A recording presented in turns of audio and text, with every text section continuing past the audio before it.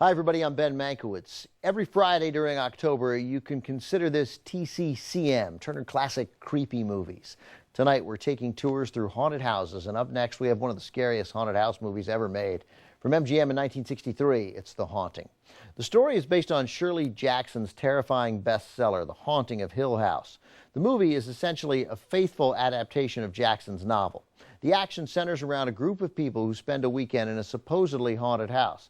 The leader of the group is a college professor who specializes in the paranormal. There's also a young man who doesn't believe in ghosts at all. And then there are a couple of unique women capable of sensing things the rest of us can't. And that's it for the human guests. But we soon learn there's something else in the house as well. And director Robert Wise uses his considerable talents to make us feel and fear that other presence.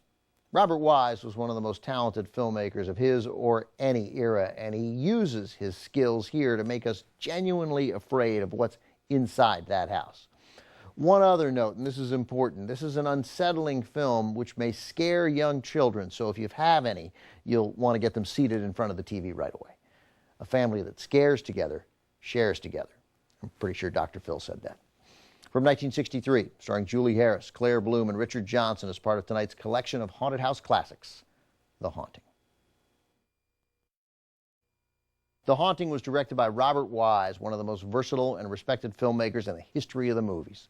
At the time, 1963, Wise was fresh off 2 Oscar wins, Best Director and Best Picture, for the spectacular big-budget musical West Side Story. But Wise hadn't always directed big-budget blockbusters. He began his career years earlier as an assistant sound editor at RKO in 1933 before moving up to editor in 1939. Then in 1944, he started working on low-budget horror films for producer Val Lewton. Lewton's films, like Cat People and The Leopard Man, were famous for creating an unmistakably creepy atmosphere. And both Wise and Lewton shared the same belief that the scariest possibilities were not necessarily up on the screen, but in your imagination.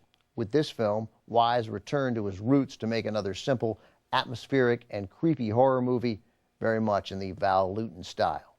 Coming up, tonight's Salute to Haunted House Classics continues with a movie about making a haunted house movie.